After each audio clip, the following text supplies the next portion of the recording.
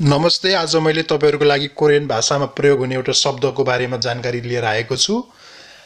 जामा जा, जसको अर्थ हुन्छ बित्तिकै, कुनै कुरा हुने बित्तिकै वा गर्ने बित्तिकै अर्को कुरा गर्नु अवस्थामा यसको प्रयोग गरिन्छ।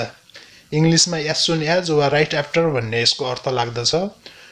जस्तो कि म घर जाने बित्तिकै सुत्छु, घर जाने बित्तिकै भात खान्छु भन्न पर्यो भने यसको प्रयोग गरिन्छ।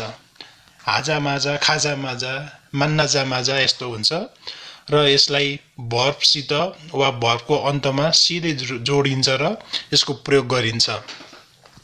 भर्ब स्ट्रिममा सिधै जोडेर यसको प्रयोग गरिन्छ। केही एक्जाम्पल हेरौं। थाङसिन उल फोजा माजा माउमे थ्रसयो, तपाईलाई भेट्न साथ मन परेको थियो। कोहीलाई भेट्न साथ मन परेको थियो भन्न पर्यो भने यसको प्रयोग गरिन्छ।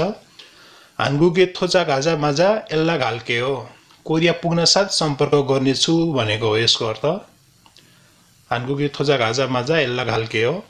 थ्रामागा सिजा घाजा माजा सारामदुरी छोयोङ हेस्यो, ड्रामा सुरु हुन साथ मान्छेहरू शान्त भएर बसे भन्न खोजेको हो।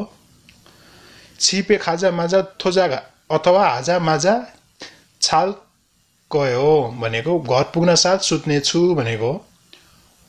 पोखरा खाजा माजा फापुल मकुल कयो भनेको पोखरा जान साथ भात खाने छु भनेको।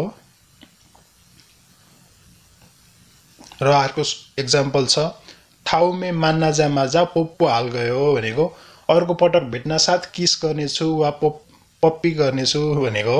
यो चाहिँ केटाले केटीलाई वा केटीले केटालाई गर्लफ्रेन्ड बॉयफ्रेन्ड बुढाबुढीमा युज हुन्छ। यस्तै अरु पनि कोरियन भाषा सिक्न चाहनुहुन्छ भने तपाईहरुले यस च्यानललाई सब्स्क्राइब गरिदिनु होला र सब्स्क्राइबको साइडमा भएको बेल बटनलाई थिचिदिनु होला। आजको लागि बाइ।